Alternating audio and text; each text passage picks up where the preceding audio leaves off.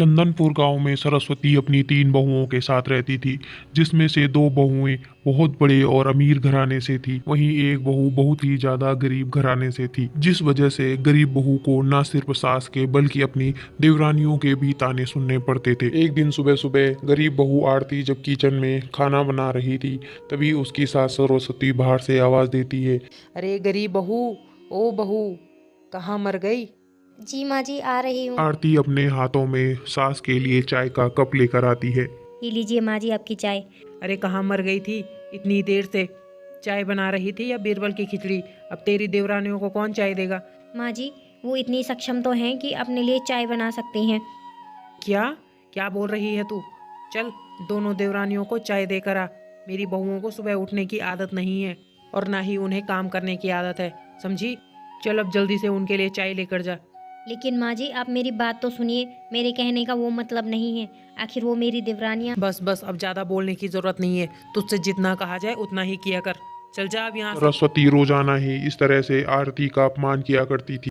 मैं तो बस एक काम वाली बाई बनकर रह गई हूँ। मेरी देवरानियाँ होते हुए भी मुझे अकेले ही काम करना पड़ता है सारे घर का। और मेरी माँ जी, वो तो हमेशा ही मुझसे इस तरीके से बात करती हैं, लेकिन इसमें उनकी भी कोई गलती नहीं है। हम गरीब लोगों के साथ कोई प्यार से बर्ताव ही नहीं करता है, लेकिन इन दोनों अमीर देवरानियों ने पता नहीं क्या कान भरे हैं माँ जी के, जो कि माँ जी बस इनके ही गुणगान गाती रहती है।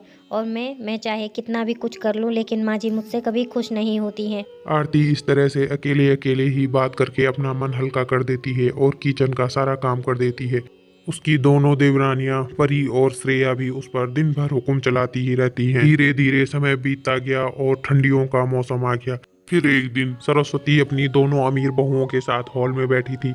मम्मी जी, सर्दियों का टाइम आ गया है। मुझे सर्दियाँ इतनी पसंद है कि कल मैं बहुत सारी शॉपिंग करके आई हूँ। और मैंने आपके लिए शॉल, स्वेटर, आपके लिए गर्म मोजे, सब कुछ लिया है। हाँ मम्मी जी, और मैंने भी पापा से कहकर 4 हीटर मंगवाए और उन्होंने आपके लिए पश्मीना शॉल भी भेजा है। कैसी लगी माँ जी आपको शॉल? बहू, वो सब तो ठीक है बेटा, पर मैंने भी तुम्हारे लिए नई रजाइयाँ बनवाई हैं। तुम दोनों की पिछले साल की रजाइयाँ अब पुरानी हो चुकी हैं। अरे नहीं नहीं माँ जी, इसकी क्या ज़रूरत है? अरे जरूरत क्यों नहीं? जब तुम मेरे लिए गिफ्ट ला सकती हो तो मैं तुम्हारे लिए नहीं ला सकती? तुम्हारी सास के पास बहुत पैसे हैं, पैसों की कमी नहीं है तुम्हारी सास के पास। मैं अपनी प्यारी बहुओं के लिए इतना तो कर ही सकती हूँ। तभी वहां आरती भी आ जाती है। यह कहता सुनकर वह अपनी सास से कहती है, माँ जी, मेरी कंबल भी बहुत पुरानी हो गई है, उसमें ठंड नहीं बसती है, बहुत ठंड लगती है उसमें। तो जब आप रज़ाई बनवा ही रही हो तो लगे हाथों मेरे लिए भी एक रज़ाई बनवा दीजिए। मेरे वाले कंबल में बहुत ठंड लगती है, उससे बिल्कुल ठंड नहीं बसती है। अच्छा, तो अब तुझ महारानी को नई रजाई चाहिए? मेरे पास कोई पैसे वैसे नहीं है। मेरे पास कोई पैसों का पेड़ लगा है क्या जो मैं तुझे रजाई बना के दे दूं? लेकिन माँ जी, अभी तो आप कह रही थी कि आपके पास पैसों की कोई कमी नहीं है। एक रज़ाई बनवा दीजिए ना मेरे लिए भी। अपनी सास को अपनी जेठानी पर इस तरह से गुस्सा करते हुए देखकर दोनों देवरानियों ने आग में घी डालने का काम कर दिया। अच्छा, तो इसका मतलब जब हम बातें करते हैं तुम हमारी और माँ जी की बातों को चुपके चुपके सुनती रहती हो।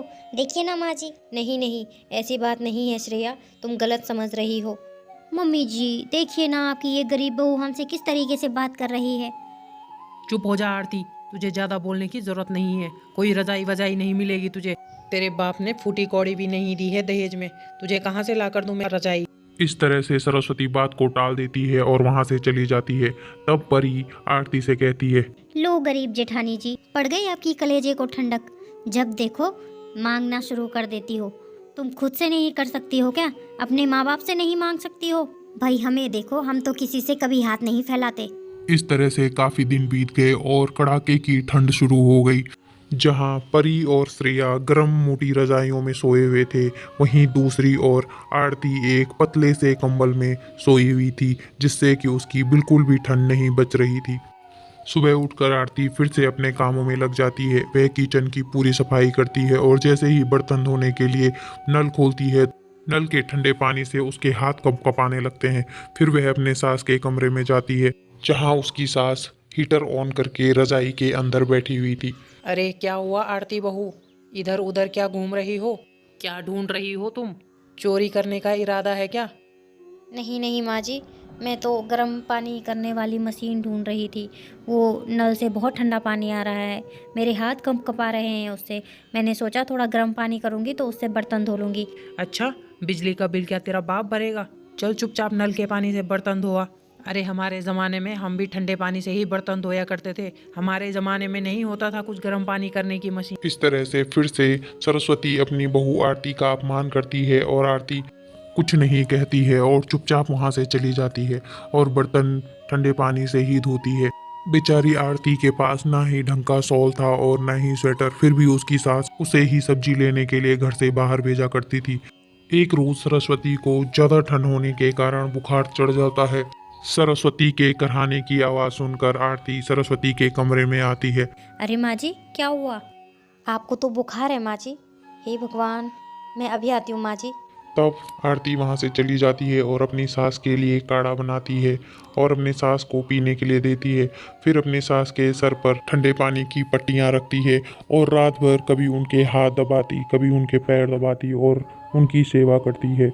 उस रात आरती बिना सोए अपनी सास की सेवा करती है। अगली सुबह जब दोनों बहुएं अपनी सास के कमरे में आई, गुड मॉर्निंग मम्मी जी। गुड मॉर्निंग मम्मी जी। क्या हुआ, आपका मुंह ऐसे क्यों लग रहा है जैसे आप बीमार होंगी? वो दरअसल माँ जी को कल से बहुत तेज बुखार है, वो रात भर सो नहीं पाई हैं। अरे अरे, चलो चलो श्रेया यहाँ से, नहीं तो हमें भी वायरल हो जाएगा। इस तरह से दोनों बहुएं कमरे से चली जाती हैं। तब सरस्वती को अपनी गलती का एहसास होता है। जहाँ मैंने इन दोनों बहुओं को अपने सर का ताज बनाना चाहा और इन्होंने मुझे अपनी पाँव की जूती समझ लिया, और जिस बहू को मैंने हमेशा जूते मारे वो दरअसल मेरे सर का ताज है। मुझे माफ़ कर दो बहू, मुझे तुम्हें पहचानने में गलती हो गई है। नहीं नहीं माँ जी, ये आप कैसी बातें कर रही हैं? आप मेरी माँ जैसी हैं, आप मुझसे माफ़ी मत मांगिए। अपनी सास और जेठानी की ऐसी बातें सुनकर परी और श्रेया का सर शर्म से झुक जाता है। फिर परी अपनी जेठानी से कहती है, हमें माफ़ कर दीजिए जेठानी जी, हमने आपका बहुत अपमान किया है।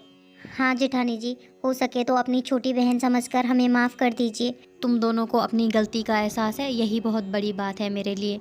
इस तरह से आरती उन दोनों को गले लगाती है। अब वह तीनों देवरानी जेठानी मिलकर घर का सारा काम करती हैं।